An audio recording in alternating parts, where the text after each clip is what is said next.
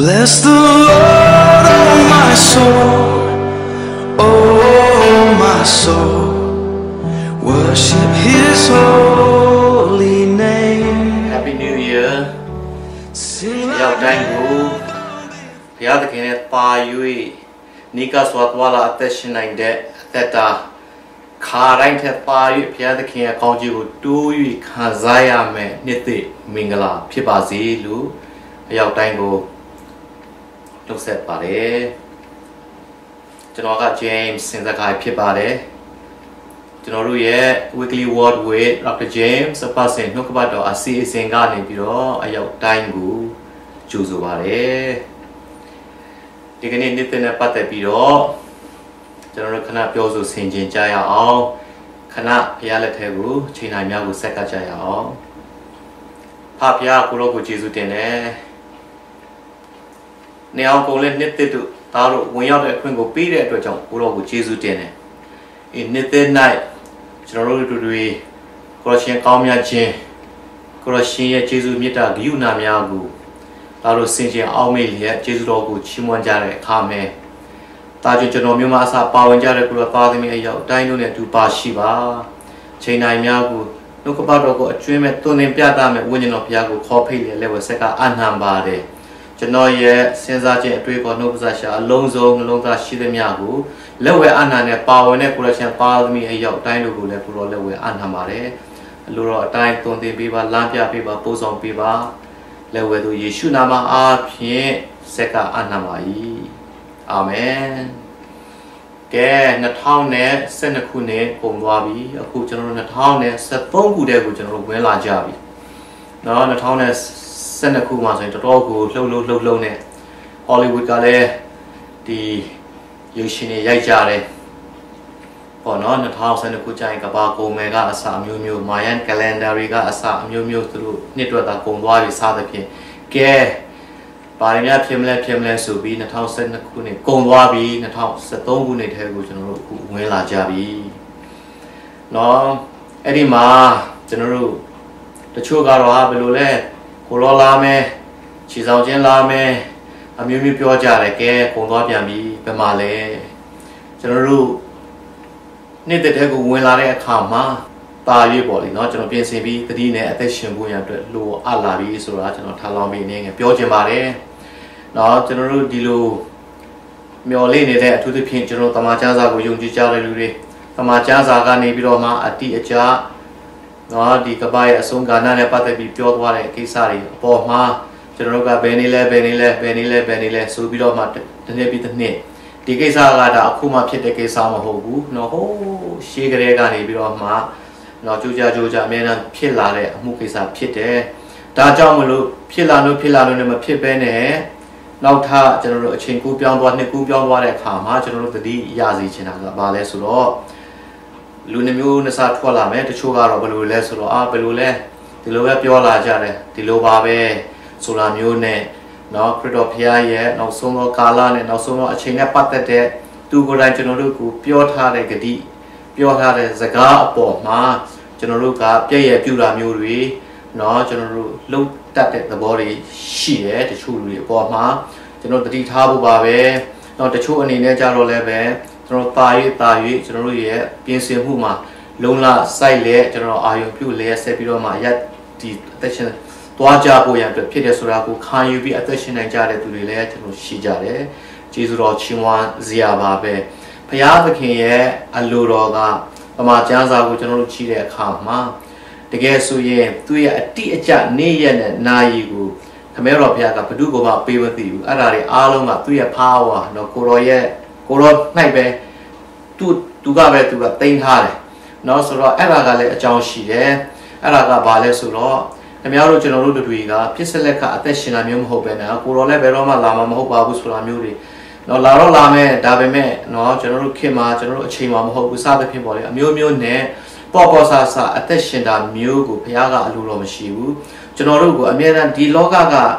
ကိုရောဒီနေ့ပဲကြွလာနောက်10နှစ်မှပဲကြွလာဘယ်ချိန်ကြွလာဒီလောကမှာကျွန်တော်တို့ကအားလုံးအာဂန္တုလိုပဲဖြစ်တဲ့အတွက်ကြောင့်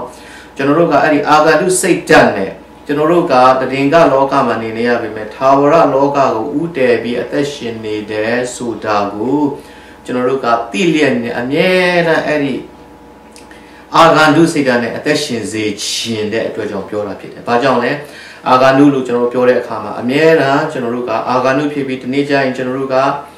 တော့အိမ်ပြန်ရမယ်အဲ့ဒီအတွက်ကိုအမြဲတမ်းပဲကျွန်တော်တို့ပြင်ဆင်ပြီးတော့မှလှုပ်ဆောင်တဲ့အသက်ရှင်ခြင်းပေါ့နော်။အဲ့ဒါကြောင့်2019ခု12ခုနှစ်မှာဆိုရင်နော်အောက်ဘွယ်ရကဘာလုံးအတိုင်းတာနဲ့အများကြီးမျိုးရာသီဥတုတွေကအစထူးထူးခြားခြားထူးထူးဆန်းဆန်းတွေ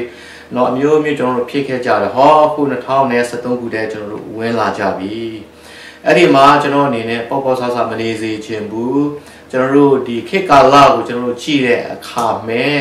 တဖြည်းဖြည်းနဲ့ကျွန်တော်တို့ရဲ့အထူးသဖြင့်အသက်ရှင်တဲ့သာဝရဘုရားကိုကျွန်တော်အကျွမ်းမဲ့ယုံကြည်ပြီးခရစ်တော်အားဖြင့်ကယ်တင်ခြင်းကိုရရှိလာကြတဲ့ဘုရားသားသမီးတွေအနေနဲ့အထူးကျွန်တော်အနေနဲ့လှုံ့ဆော်ချင်တာကတော့ဘာလဲဆိုတော့ဒီခေတ်ကတဖြည်းဖြည်းနဲ့ဒီဘက်ကိုရောက်လာလေနှစ်သက်တွေတစ်ခုပြီးတစ်ခုကျွန်တော်တို့ကပြောင်းပြီးတော့မှဝင်လာလေကျွန်တော်တို့ဒီယုံကြည်သူအတိုင်းအဝိုင်းမှာနော်ကျွန်တော်တို့ဒီဖြစ်လေရှိတဲ့အချက်နှစ်ချက်တနည်းအားဖြင့်ရည်စည်းကြောင်းလို့ပဲကျွန်တော်တို့ပြောကြပါစို့မဟုတ်ရင်လည်းဒီ trend ပေါ့နော်ဒီလမ်းကြောင်းနှစ်ကြောင်းကအများအားပေါ်လာတယ်အဲ့ဒါပထမလမ်းကြောင်းကတော့ဘာလဲဆိုတော့ကျွန်တော်တို့ဒီယုံကြည်ခြင်းအရာမှာတဖြည်းဖြည်းနဲ့ရော့ပါလာကြတယ်နော်ခေတ်တစ်ခေတ်ပြောင်းလာလေယုံကြည်ခြင်းအပိုင်းမှာကျွန်တော်တို့ရော့ပါလာကြတယ်ကျွန်တော်တို့ဒီ compromise ပေါ့နော်အပေးယူလုပ်တဲ့လူတွေကျွန်တော်ရှိလာကြတယ် liberal ပေါ့နော် liberal ဆိုတာကကျွန်တော်တို့တကယ်ကိုဥစားပေါ့လေဒီအတွေးခေါ်တွေကအမြဲတမ်းခင်းနေအလိုက်လို့ပဲကျွန်တော်တို့ပြောကြပါဆိုတဖြည်းဖြည်းနဲ့ရွေ့လျော့လာပြီးတော့မှကျွန်တော်တို့ကတဖြည်းဖြည်းနဲ့အတွေးခေါ်တွေကအရန်ကို liberal ဆန်းလာတဲ့ဘာမှတိတိကျကျနော်ဒီဥစားပေါ့ထိမိနဲ့ကျွန်တော်တို့ကမရှိတော့ဘဲနဲ့ရောပါလာတာမျိုးတွေပေါ့လေကျွန်တော်တွေ့ရတယ်နောက်ပြီးတော့ယုံကြည်သူတွေကြားထဲမှာလည်းပဲဖောက်ပြန်ခြင်းတွေကျွန်တော်ဖောက်ပြန်ခြင်းတွေဆိုတဲ့အခါမှာအပြစ်နဲ့ပတ်သက်တဲ့ဖောက်ပြန်ခြင်းတွေကိုကျွန်တော်အတိအကပြောတာမဟုတ်ဘဲနဲ့ယုံကြည်ခြင်းရွေးလျော့ခြင်းယုံကြည်ခြင်းကျွန်တော်ဖောက်ပြန်ခြင်းတွေလည်းတဖြည်းဖြည်းနဲ့ကျွန်တော်တွေ့လာတယ်အဲ့ဒီရဲ့ trend ကတခုနော်ကျွန်တော်တို့ဒါပေမဲ့နောက်ထပ် trend ပေါ့လေဒီနောက်ထပ်လမ်းကြောင်းတစ်ခုကတော့ကျွန်တော်တို့ဘာတွေ့ရသလဲကျွန်တော်ယုံကြည်ခြင်းတွေမှာတာ၍တိုးပွားလာတဲ့လူတွေနော်နောက်ပြီးတော့တာ၍ဒီဘုရားကိုပို့ပြီးစိတ်ဝင်စားလာကြတယ်လူတွေနိုးကြလာကြတဲ့လူတွေပေါ့အဲ့ဒါကလည်းပဲသူ့မှာလမ်းကြောင်းတစ်ကြောင်းရှိတယ်เนาะဒါပေမဲ့ကျွန်တော်တို့အနေနဲ့အဲ့လိုလမ်းကြောင်းထဲမှာပါဝင်ပြီးတော့မှကျွန်တော်တို့သွားလာနေကြတယ်ယုံကြည်သူတွေဆိုလို့ရှိရင်เนาะဘုရားကောင်းကြီးပေးပါစေဘယ်တော့မှအဲ့ဒီလမ်းကနေမထွက်ဖို့ကျွန်တော်တို့ဆွဲမြဲကျွန်တော်တို့เนาะယုံကြည်ခြင်းကိုဆွဲခံပြီးရက်တည်ရမယ့်ကာလဖြစ်နေပြီเนาะဒါပေမဲ့ခုနကတစ်ဖက်ကပေါ့လေရော့ရဲလာတဲ့အပိုင်းမှာလူအပိုင်းအနေနဲ့ကတော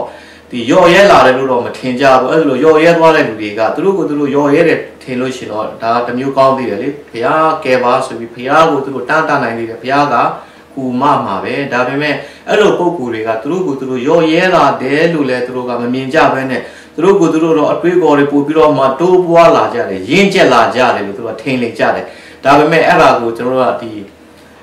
ဥစားပါ secularism ပေါ့နော်ဒီကျွန်တော်တို့ဒီလောကနဲ့ဒီလောကီရဲ့ပုံသဏ္ဍာန်နောက်ကိုသူတို့လိုက်ပြီးသူတို့မှလည်းသူတို့တော့အဟုတ်ပဲထင်နေကြပြီမဲ့တမန်တရားနဲ့တဖြည်းဖြည်းနဲ့သူတို့ကလွဲသွားကြတယ်ဆိုတော့နောက်ဆုံးမှပါလဲဆိုတော့ကျွန်တော်တို့ဒီခရစ်တော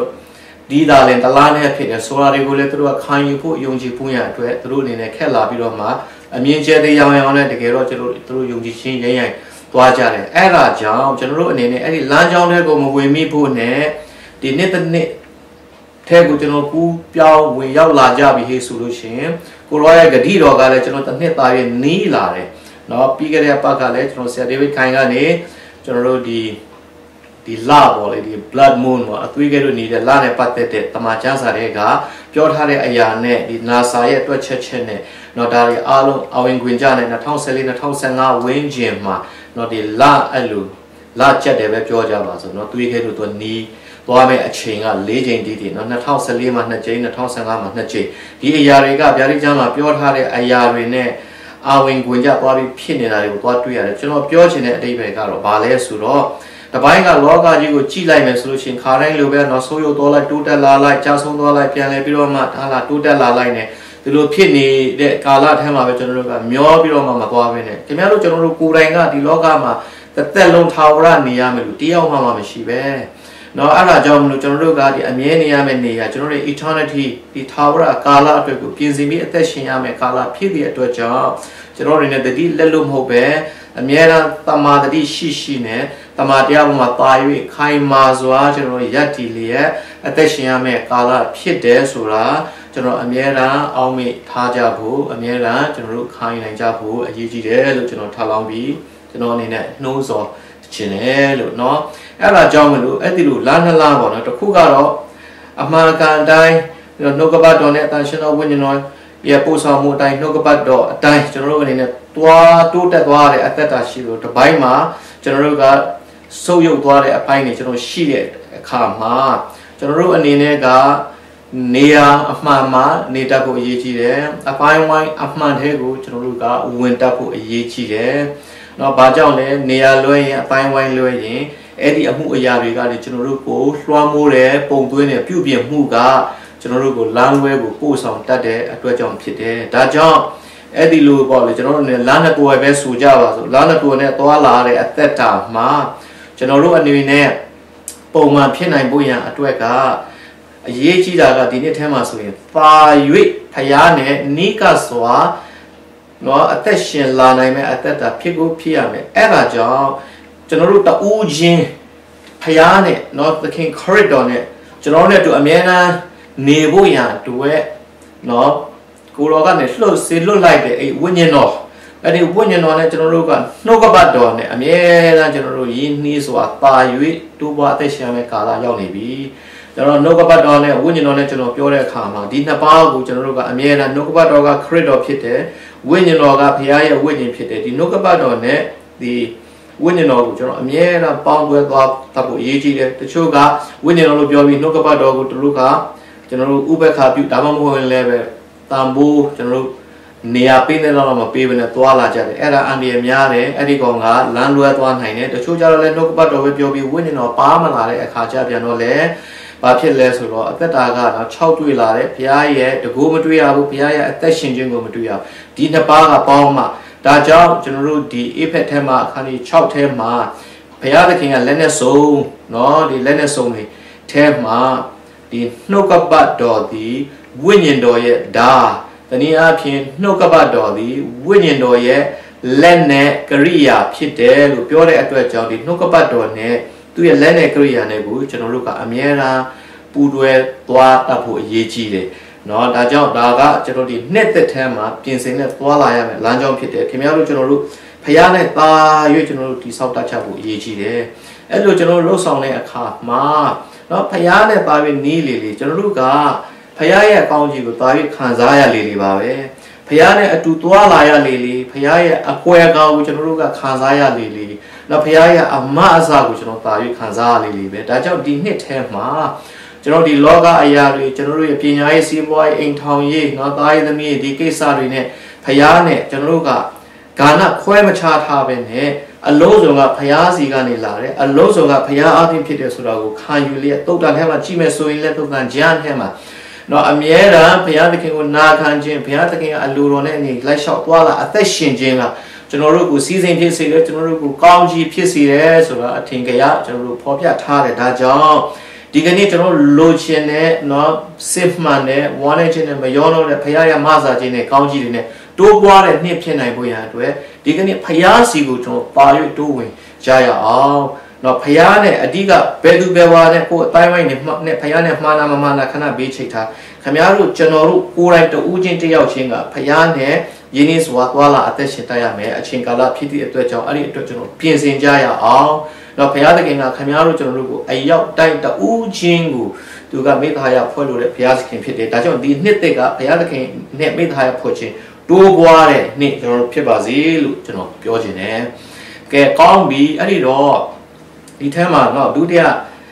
အချက်အနေနဲ့ပေါ့လေကျွန်တော်အထူးပြောချင်တဲ့အရာကတော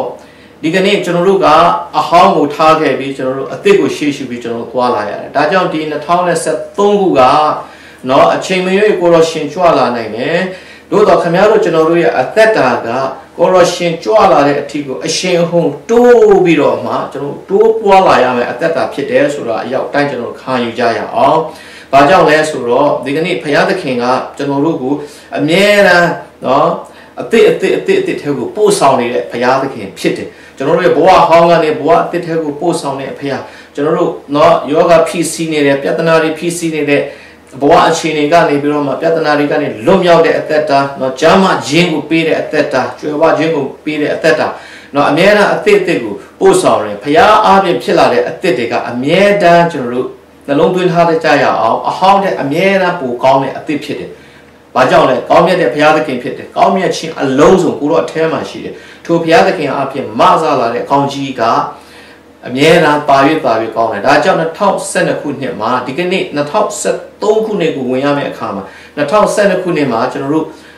အားလုံးရေပွေးအားဖြင့်ကျွန်တော်တို့အကောင်းတွေကျွန်တော်ကြုံခဲ့ကြတယ်။ထိုနည်း၎င်းကျွန်တော်တို့အဆိုးတွေလည်းတော့ဖြတ်သန်းခဲ့ကြတဲ့လူတွေကျွန်တော်တို့ရှိပါတယ်။ဒါကြောင့်မလို့ဒီအမှုအရာတွေကနေပြီး2013ကိုကျွန်တော်တို့ဝင်လာတဲ့အခါမှာမာလာတော့ကျွန်တော်အဟောင်းတွေကိုတော့ကျွန်တော်ထားခဲ့ရမယ်မေ့ပြရတော့မယ်။နော်ဘာကြောင့်လဲ2013ခုနှစ်မှာအရင်က2012ထက်နော်မတူတဲ့ကျွန်တော်တာ၍ကြီးမားတဲ့ညီသက်ချင်းတာ၍ကြီးမားတဲ့ကောင်းကြီးတာ၍ကြီးမားတဲ့ကျမ်းမာခြင်းတာ၍ကောင်းမြတ်တဲ့နော်ကျွန်တော်ညီသက်ချင်းကြွယ်ဝခြင်းခံစားရမယ်နှစ်သိဖြစ်သည့်အတွက်ကြောင့်အဲ့ဒီအတစ်ထဲကိုဝင်စားတဲ့အခါမှာကျွန်တော်တို့အဟောင်းကတန်းကျွန်တော်တို့ခေါ်မလာဖို့အရေးကြီးတယ်ဒါရဲ့အားလုံးကိုကျွန်တော်ထားခဲ့ဖို့အရေးကြီးတယ်ပေါလုကဖြစ်ပြီးတဲ့အရာတွေကိုနောက်ချန်ထားပြီးတော့မှရှေ့မှာဟာလာရှေ့ကိုပဲရှေ့ရှုပြီးတော့မှခြေတက်တယ်တဲ့ဒီကနေ့ကျွန်တော်တို့ကဟာလာအကောင်းဆုံးကတော့ကိုရောရှင်ရဲ့ကြွလာခြင်းနဲ့ကိုရောရှင်ရဲ့ကောင်းမြတ်ခြင်းစုံလင်ခြင်းထဲကိုလုံးဝအပြည့်နဲ့အမင်္ဂလာနဲ့မရောနှောတဲ့အဲ့ဒီသာဝရကာလထဲကိုဝင်စားဖို့ပဲဒီထက်ဟာလာအမြင့်ဆုံးအကောင်းဆုံးမရှိဘူးအဲ့ဒီအချိန်မရောက်ခင်မှာကျွန်တော်လက်ရှိတဲ့ကဘဝနဲ့နော်ဒီအမင်္ဂလာစိုးမိုးနေတဲ့ဘဝမှာဘုရားသခင်ကကျွန်တော်တို့ကိုနော်ကန့်သတ်ပြီးပေးထားတယ်အဲ့ဒီသူ့ရဲ့ငြိမ်သက်ခြင်းနဲ့နော်ဘုရားသခင်ရဲ့ဒီအရေးဝါအပအပမှာခိုးလုံပြီးတော့မှအဲ့ဒီကနေပြီးတော့မှကျွန်တော်တို့ကတောက်လျှောက်ကျွန်တော်တိုးတက်သွားမယ်နှစ်ဖြစ်တယ်ဆိုတာကျွန်တော်တို့ခံယူကြရအောင်အဟောင်းလေးကိုကျွန်တော်တို့မေ့ထားရမယ်အဲ့ဒီထဲမှာကျွန်တော်တို့အားမရတဲ့အရာတွေကျွန်တော်တို့မကြည့်ချင်တဲ့အရာတွေကျွန်တော်တို့နော်ပြန်ပြီးမစင်းစားချင်တဲ့အရာတွေထားလိုက်ပြန်စင်းစားစရာမလိုဘူးဘုရားသခင်ကအသစ်ကိုပို့ဆောင်တဲ့ဘုရားသခင်ရဲ့နော်ဒီထူးခြားတဲ့ဒီပြင်ဆင်မှုတစ်ခုကိုကျွန်တော်ပြောချင်တယ်အဲ့ဒါကဘာလဲဆိုတော့ဒီကနေ့ကျွန်တော်တို့ကဥပမာကျွန်တော်အတိတ်နဲ့ပတ်သက်ပေါ့လေနော်ကျွန်တော်တို့ကမကောင်းတာတွေကျွန်တော်တို့ကရှိခဲ့မယ်ကျွန်တော်တို့ကျင်လည်ခဲ့တာတွေကျွန်တော်ရှိခဲ့ကြတယ်ဒါပေမဲ့ဒါတွေအားလုံးကိုကျွန်တော်တို့ကထားခဲ့ပြီးတော့မှကျွန်တော်ဘဝပေါ့လေအသက်မှာအသက်ရှင်နေကြပါပဲကျွန်တော်တို့ရဲ့မှတ်ဉာဏ်ကရှိနေပြီးအဟောင်းတွေကိုသွားပြီးကျွန်တော်တို့သတိရနေတတ်တယ်ဘုရားသခင်ရဲ့လှုပ်ဆောင်ချက်တစ်ခုကဘာလဲဆိုတော့ကျွန်တော်တို့ကိုဘလောက်ပဲเนาะအပြစ်တွေထဲမှာကျွန်တော်တို့เนาะဟောစာပေါ့လေနေမုန်းခဲ့ဘလောက်ပဲကျွန်တော်တို့ဘဝတက်တာတွေကဆိုးရုပ်ခဲအဆုတ်ပြတ်နေပါစေဘုရားသခင်ကသူ့စီကိုကျွန်တော်အားလုံးဝင်ရောက်ပြီးတော့မှဝင်ချတောင်းပန်ကျွန်တော်တို့တိုက်ရလဲအသက်တာလုံးဝဆက်ကအနံမယ်ဆိုရင်ကျွန်တော်တို့ရဲ့ပေချာနေတဲ့အညစ်အကြေးတွေကိုအစွန်းထင်းတွေကိုစေးကြောယုံလောက်တယ်မကကျွန်တော်တို့ရဲ့အပြစ်တွေကိုခွင့်လွတ်ပေးယုံတယ်မကပဲကျွန်တော်တို့ရဲ့ဘဝအသက်တာကိုပဲလေသူကအလုံးဝအသစ်ပြောင်းလဲပေးလိုက်တယ်ဒါကြောင့်မလို့ကျွန်တော်တို့လုံးဝအဟောင်းတွေကိုလုံးဝစရင်ချေပြလိုက်တယ်ဗျာပြီးတော့ကျွန်တော်တို့ကိုလူသစ်ဖြစ်စေတယ်ဖြောင့်မတ်ခြင်းဆိုတဲ့စကားလုံး righteousness ကိုကျွန်တော်တို့ဒီနော်အင်္ဂလိပ်လိုသူတို့ဘာသာပြန်ကြတဲ့အခါမှာဟာလာ as if you have never sinned before ဘယ်တော့မှအပြစ်တွေမလုပ်ခဲ့ဘူးတကယ်လို့တဲ့အဲဘူးတကယ်လို့တော့မဟုတ်ဘူးဘုရားသခင်ကအသစ်ပြုလုပ်ပေးလိုက်တဲ့အခါမှာကျွန်တော်တကယ်ကိုလူအသစ်ဖြစ်သွားတာကျွန်တော်အဟောင်းမဟုတ်တော့ဘူးအဟောင်းကမရှိတော့ဘူးအဟောင်းကသေပြီကျွန်တော်ကိုလုံးဝလူအသစ်ဖြစ်စေတယ်ဒါကြောင့်ဒီနှစ်သက်သေးကိုကျွန်တော်ဝင်တဲ့အခါနေဟောင်းမှာ2010ခုမှကျွန်တော်ဘာအားမလို့အားမြဖြစ်เสียရှိတယ်လေကိုဟာလာလုံးဝမပတ်သက်ခြင်းပဲနဲ့ကိုလုံးဝနော်မလိုချင်ခဲ့တဲ့အရာတွေနော်ကျွန်တော်ဖြစ်ခဲ့ရှိခဲ့လှုပ်ဆောင်ခဲ့တဲ့အရာတွေအားလုံးကိုဒီကနေ့ဒီနှစ်သက်ထဲမှာဘုရားကိုအားလက်တိုးပွားပြီးကျွန်တော်ချီးတက်မယ်ဆိုရင်ဘုရားသခင်အဲ့ဒါတွေအားလုံးကိုဖယ်ရှင်းပလိုက်ပြီးကျွန်တော်တို့ကိုအသစ်ပြန်ပြီးတော့မှဖြစ်တာပြုလုပ်ပေးတာဖြစ်တယ်ဆိုတာကိုကျွန်တော်တို့ခံရအောင်ဒါကြောင့်မလို့ဘုရားကဥပမာကျွန်တော်တို့အမျိုးဟောလာညူးချင်းတွေနဲ့အမျိုးအပြစ်တွေနဲ့ကျင်လည်ခဲ့ပြီမဲ့ဘုရားစီကိုကျွန်တော်အကျွေးမဲ့တိုးဝင်လာမယ်ဘဝတက်တာကိုဆက်ကမယ်ဆိုရင်ကျွန်တော်တို့ကိုလုံးဝလူအသစ်ဖြစ်စေတယ်အဟောင်းနဲ့လုံးဝမပတ်သက်တော့ဘ ပြီးတော့ဖခင်ကကျွန်တော်တို့ကိုကြည်တဲ့အခါမှာအမြဲတမ်းတစ်ချိန်လုံးကအပြစ်လုပ်ခဲ့တယ်လို့ကျွန်တော်ဒီကျွန်တော်တို့ဒီလောကမှာပေါ့နော်ဥပမာဆိုပါစို့လူတယောက်ကပြစ်မှုကျူးလွန်နေအဲ့ဒီပြစ်မှုအတွက်သူထောင်လန့်ကြခံရပြီအဲ့ဒီမှာအားလုံးအပြစ်မှုတွေအတွက်ထိုက်တန်တဲ့ထောင်လန့်တွေအားလုံးခံရပြီးပြန်ထွက်လာတဲ့အခါမှာသူ့အနေနဲ့ကတကယ်ဆိုရင်တော့လူအပိုင်းကလူအသစ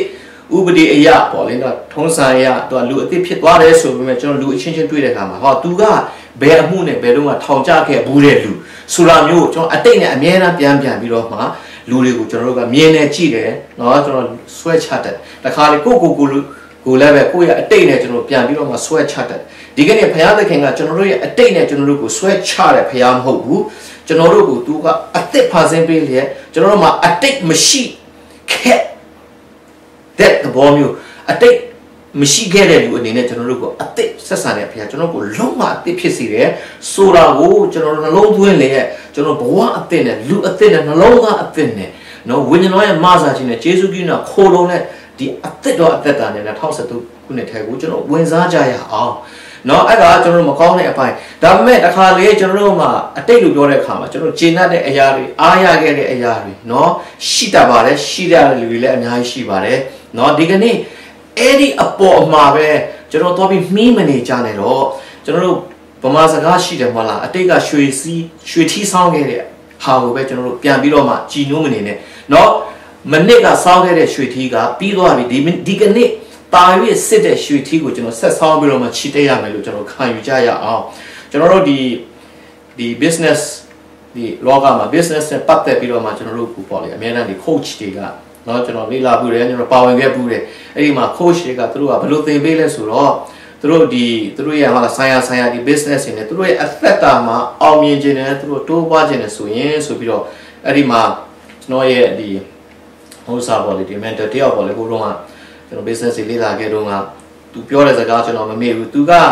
အဲ့ဒီလက်ရှိလက် business လုပ်နေတဲ့ပုံကိုတယောက်ကိုသူကသွားပြီးတော့မှပါရအောင်မြင်အောင်သွားပြီးတော့မှသူကသင်ပေးမှာပေါ့နော်သူကလမ်းကြောင်းပေးမယ်ဆိုတော့အဲ့ဒါလည်းသူ့ရုံခေါင်းကိုသွားတဲ့အခါမှာအဲ့ဒီပုံကသူဘယ်တော့မှဘယ်လိုနာမည်ကောင်းရခဲ့တာဘယ်တော့မှဘယ်လိုစုတစိတ်ရခဲ့တာစသဖြင့်အလုပ်သူ့ရဲ့ business နဲ့ပတ်သက်ပြီးသူ့ရဲ့အောင်မြင်မှုတွေကိုအကုန်လုံးနိုင်ရမှာတခါလဲအများကြီးသူကတ်ထားတယ်အဲ့ဒါနဲ့အဲ့ဒီပုံကအဲ့ဒီ coach ကလာအဲ့ဒါအကုန်လုံးကိုဆွဲချဟာဖျားဘာလို့တာလဲတဲ့အေးတဲ့မင်းဒီဟာတွေကိုပဲမင်းကြည့်နေတွေ့တယ်မင်းဒီထက်ပိုပြီးမင်းတက်နိုင်စရာအကြောင်းမရှိဘူးမင်းအဲ့တော့မင်းဒါတွေမင်းမိတ်ထားလိုက်တော့တဲ့အဲ့တော့နော်မိဒါတွေအားလုံးမိတ်ထားပြီးတော့မှမင်းအနေနဲ့ဟာလာအစ်စ်ပြန်လဲပြီးတော့မှရအောင်မင်းဦးတည်ပါဆိုပြီးတော့မှသင်ပေးလိုက်တယ်ဒါကြောင့်ကျွန်တော်တို့ကတခါတလေပြီးခဲ့တဲ့ဟာလာဒီရွှေကြီးဆောင်းခဲ့တဲ့ကိစ္စတွေနဲ့ပဲကျွန်တော်ตาရနေဖို့မဟုတ်တော့ဒီကနေ့ဘုရားသခင်ကကျွန်တော်တို့ကိုตาပြီးကောင်းတဲ့ရွှေကြီးကျွန်တော်တို့ကိုပေးဆောင်ခြင်းနဲ့ဘုရားตาရွပြေးသွားတယ်ตาရွစုံနေတဲ့အဆင့်ကိုကျွန်တော်တို့ကိုပို့ဆောင်ခြင်းနဲ့ဘုရားဖြစ်တဲ့အတွက်ကြောင့်ကျွန်တော်တို့အတိတ်ကမကောင်းတဲ့အရာတွေကိုလောက်ပဲမေ့ပြေးပြီးအသက်ရှင်ရတော့မှာမဟုတ်ဘဲနဲ့ตาရွကောင်းတဲ့အရာတွေကျွန်တော်ကောင်းခဲ့တဲ့အရာတွေကိုပါကျွန်တော်တို့ကမေ့လိုက်ပြီးတော့မှဒီကနေ့ဟာလာမနှစ်ကကောင်းခြင်းနဲ့ကျွန်တော်အသက်မရှင်ဘူး2013မှာตาရွကောင်းမြတ်တဲ့ตาရွကြီးမားတဲ့ตาရွပြေးသွားတဲ့စုံနေတဲ့ကောင်းခြင်းနဲ့ကျွန်တော်တို့သက်ရှင်မယ်ဆိုပြီးတော့မှကျွန်တော်တို့တာသိဋ္ဌာန်ချပြီးကျွန်တော်တို့ဘုရားကိုဆွဲကင်လဲကျွန်တော်တို့တိုးဝင်ကြရအောင်ဒါကြောင့်အဟောင်းထဲမှာကောင်းတာတွေဘာမကောင်းတာတွေကိုကျွန်တော်ထားခဲ့ကြရအောင်2013ခုနှစ်ကခတ်သိမ်းတော့ရအလုံးစုံကအသစ်အဖြစ်နဲ့ကျွန်တော်တို့ကိုအမြဲတမ်းပြင်ဆင်ပြီးစောင့်နေတယ်ဆိုတာကိုကျွန်တော်တို့ခံယူကြရအောင်ဒီမှာဟေရှာယအခန်းကြီး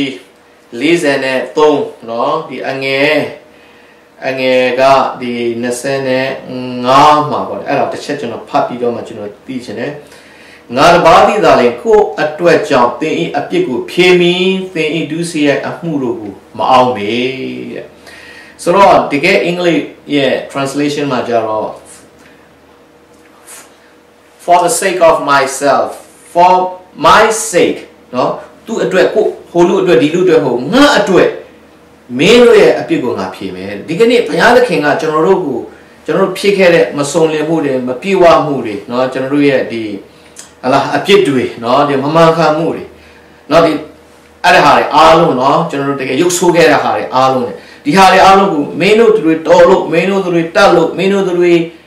့ကိုငါတနာလို့ဆိုတာမျိုးမဟုတ်ဘူးဘုရားသခင်ကငါအတွက်ငါမင်းတို့ကိုငါခွင့်လို့မယ်လို့သူကပြောတယ်သူကဖြောင်းမှတ်တဲ့ဘုရားသူကစုံလင်တဲ့ဘုရားဂရုဏာကြွယ်ဝတဲ့ဘုရားတန်ရှင်းတဲ့ဘုရားဖြစ်ပြီးတော့မှ ကျွန်တော်တို့ရဲ့လှုပ်ဆောင်ချက်နဲ့ကျွန်တော်တို့ရဲ့အနေအထားကိုတုံ့ပြန်ပြီးလှုပ်ဆောင်တဲ့ဖခင်မဟုတ်ဘဲနဲ့သူရဲ့ဖြောင့်မတ်ခြင်းနဲ့ကျေးဇူးပြုနဲ့ကြွယ်ဝခြင်းအပေါ်မှာကျွန်တော်တို့ကိုအပြစ်လွတ်တဲ့ဖခင်ဖြစ်တယ်လို့သူကပြောတယ်အဲ့ဒါကိုကျွန်တော်တို့ကလိုချင်ပြီးခံယူပြီးတော့မှဝင်စားဖို့ပဲဖြစ်တယ်သင်ဤဒုစရအမှုတို့ကိုမအောင်မေလို့လာ I will remember no more ငါလုံးဝကိုမင်းတို့အဖြစ်တူးဆက်တွေကလှုပ်ပြီးငါလုံးဝငါသတိမရတော့ဘူးဆိုပြီးတော့မှဒီဟေရှာယ53မှာသူပြောပါတယ်နောက်တစ်ခါကျွန်တော်တို့ဒီဟေဘဲအခန်းကြီး8ပေါ့လေနော်အငယ်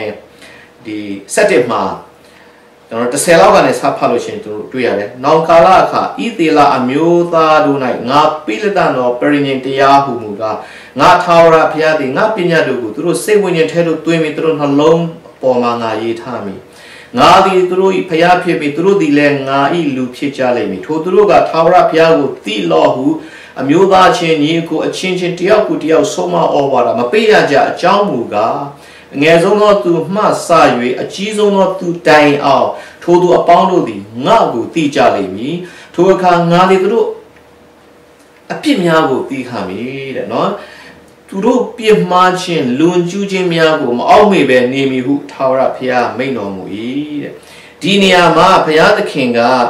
ကျွန်တော်တို့သူတို့အပြစ်များကိုသိခံမည်လို့ပြောတဲ့နေရာမှာကျွန်တော်တို့ဒီ New King James Version မှာဘယ်လိုပြောထားလဲဆိုတော့ငါကသူတို့ရဲ့အပြစ်တွေပေါ်မှာငါအလုံးဂရုဏာကြွယ်ဝမယ်လို့ပြောတယ်။တီးခါနေဆိုတဲ့ခါကကျွန်တော်တို့ရဲ့အများစုနားလည်ထားတာကအောင်ဤပြီးတော့မှဒီအတိုင်းကိုပေါ်လေလက်မခံခြင်းလက်ခံခြင်းနဲ့လက်ခံထားတယ် put up with ဆိုတဲ့စကားလုံး put up with တော့ခင်ဗျားတို့ကျွန်တော်တို့မစုံလင်မှုတွေကိုဘုရားသခင်ကဒီအတိုင်းပဲခွင့်ပြုထားတယ်ဆိုတဲ့အတိတ်ပဲရှိတယ်။အမှန်ကတာမဟုတ်ဘူး။ငါအလုံးဂရုဏာကြွယ်ဝမယ်ဆိုပြီးပြောသွားတယ်။သူတို့ရဲ့ပြင်းမာခြင်းနဲ့လွန်ကျူးခြင်းများကိုလည်းမအောင်မေပဲနေမည်လို့ပြောတယ်တဲ့။ဒါကြောင့်သူတို့ရဲ့ပြင်းမာမှုတွေငါမအောင်မေဘူးဆိုတဲ့စကားဒါကြောင့်မလို့ဒီကနေ့ဘုရားသခင်ကခွင့်လွှတ်ခြင်းကိုနော်ကျွန်တော်ဒီကနေ့အသက်ခံယူပြီးတော့ကျွန်တော်ဝင်ကြရအောင်ဒါကြောင့်ဘုရားသခင်ကကျွန်တော်တို့သူ့စီကိုဘုရားသခင်ကသူ့ရဲ့ပြင်ဆင်ပေးပြီးဒီမှာဘုရားသခင်ရဲ့လှုပ်ဆောင်ခြင်းနဲ့ကျွန်တော်တို့ရဲ့ပါဝင်မှုကိုအဲ့ဒါနည်းနည်းလေးကျွန်တော်ရှင်းပြခြင်းနဲ့ဘုရားသခင်ကအပြီးစီသူ့ရဲ့လှုပ်ဆောင်မှုတွေအားလုံးကလှုပ်ဆောင်ခဲ့ပြီးသားပဲတို့တော့ခင်ဗျားတို့ကျွန်တော်တို့ရဲ့လက်ခံမှုကျွန်တော်တို့ယုံကြည်မှုပေါ့နော်ကျွန်တော်တို့ရဲ့ယုံကြည်ခြင်းနဲ့လက်ခံခြင်းပေါ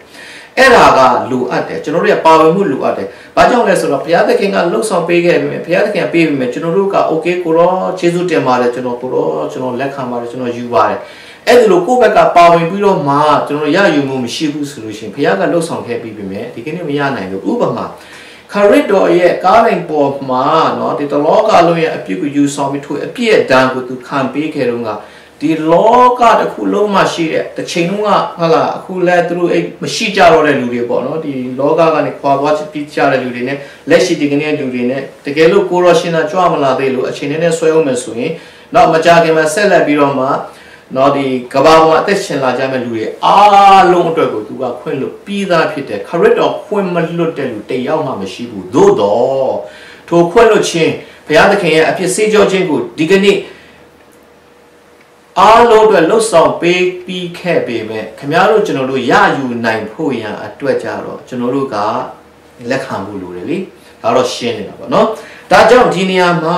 ကျွန်တော်တို့ရဲ့အတိတ်ဘဝတွေအားလုံးကိုနော်ကျွန်တော်တို့ရဲ့အပြစ်တွေအားလုံးကိုကိုရောလာပါတယ်ကိုရောရဲ့ခွင့်လို့မှုကိုရောရဲ့နော်ဒီစေကြောမှုတော့ကျွန်တော်ကျေးဇူးတင်ပါတယ်ကိုရောကျွန်တော်ပြည်ကိုခွင့်လို့တွေ့ကျေးဇူးတင်ပါတယ်အဲ့ဒီလိုနောက်တစိတ်ကလေးနဲ့ကျွန်တော်တို့ကနော်ဘုရားသခင်စီကိုကျွန်တော်တို့ကဝင်လိုက်တာနဲ့ဘုရားသခင်လှုပ်ဆောင်ပေးပြီးခဲ့တဲ့အရာတွေအားလုံးကျွန်တော်ခံစားရတယ်အဲ့ဒီနေရာမှာဒီကနေ့တော့နှစ်သိအဝဲမှာအထူးဘုရားသခင်ကမအောင်မေပဲနေမယ်ငါသတိမရဘူးမင်းတို့ရဲ့အပြစ်တွေကိုဆိုတဲ့အပေါ်မှာနည်းနည်းလေးကျွန်တော်တော့ထားလောင်းပြီးကျွန်တော်ပြောချင်တယ်ဒါကြောင့်ဘုရားသခင်ကခွင့်လို့ပြီးပြီဆိုရင်တော့လုံးဝကိုသူကသတိမရတော့ဘူးသို့တော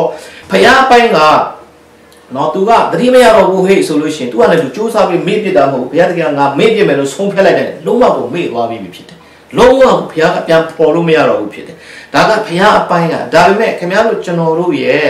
နော်ပြဿနာတစ်ခုကဘာလဲဆိုတော့ဘုရားကကျွန်တော်တို့ကိုခွင့်လွှတ်ပြီးသားဖြစ်ရဲ့နဲ့ကျွန်တော်တို့ကိုယ်တိုင်ကလည်းခွင့်လွှတ်ပါဆိုပြီးတော့မှာဝင်ချက်တောင်းပန်ပြီးတော့ဘုရားသခင်ကကျွန်တော်တို့တကယ်ပဲဝင်ချက်တောင်းပန်တဲ့အခါမှာတစ္ဆာနဲ့ပြည့်စုံတဲ့ဘုရားခွင့်လွှတ်တဲ့ဘုရားဖြစ်တယ်ဆိုတော့ကိုကျွန်တော်တို့အနေနဲ့နော်ဒီလက်ခံတော်ညာလည်းပဲတစ်ခါကြတော့ဒီအပြစ်ဟောင်းတွေကနေပြန်ပြီးတော့မှကျွန်တော်တို့ကိုလာပြီးတော့မှဒုက္ခပေးတတ်တယ်ကျွန်တော်ဒီလွန်ခဲ့တဲ့ဒီ2000နဲ့ကျွန်တော်ဥဆုံးပေါ့လေကျွန်တော်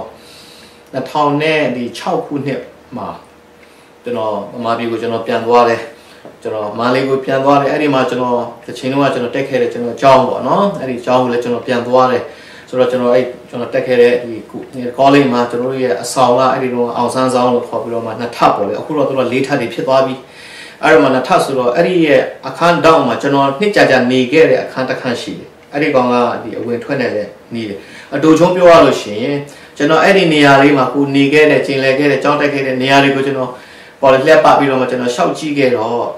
့အဲ့ဒီနေရာမှာတစ်ချိန်တော့ကျွန်တော်ရှိခဲ့တဲ့အခြေအနေတွေအားလုံးကပြောင်းသွားပြီးတော့ကျွန်တော်နေခဲ့တဲ့နေရာမှာအဆောက်အအုံအသစ်ဖြစ်သွားပြီ။နော်ဆိုတော့၄ထပ်တော့ဖြစ်သွားပြီ။ဆိုတော့ဒါပေမဲ့ကျွန်တော်ရဲ့အာယုံထဲမှာကျွန်တော်ရဲ့စိတ်ကူးထဲမှာအဲ့ဒီကျွန်တော်နေခဲ့တဲ့ကျောင်းဆောင်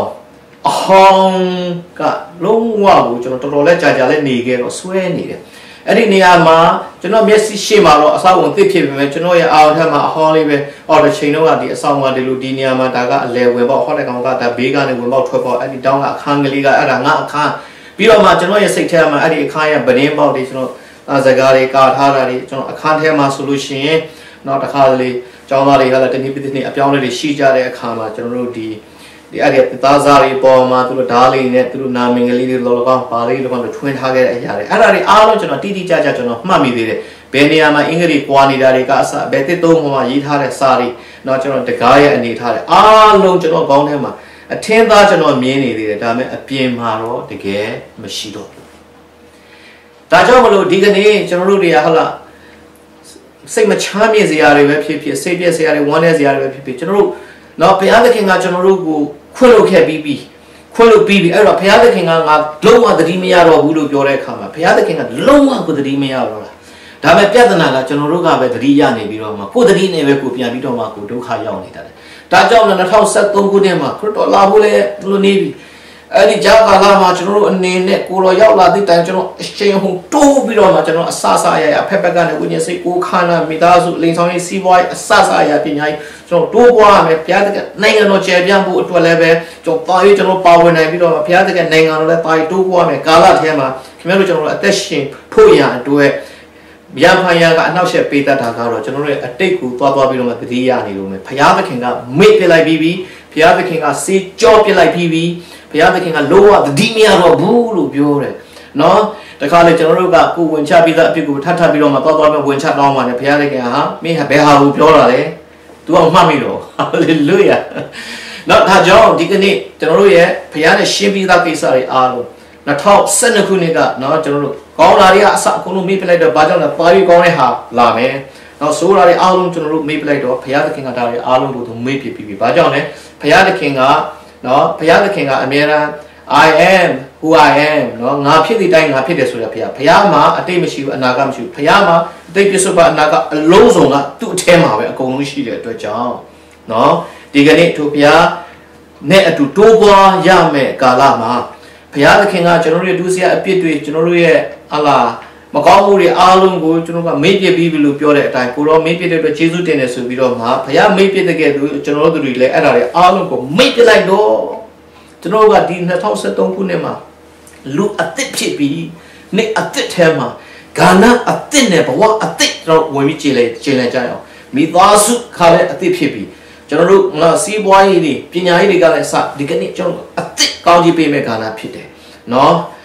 ဒီကောင်ကဘယ်အထိကျွန်တော်ဆက်သွားမလဲကိုရောစီကိုကျွန်တော်ရောက်တဲ့ဒီထာဝရကျွန်တော်ချစ်တတ်သွားမယ်ဒါကြောင့်ဒီထိုထာဝရအသက်ဒီ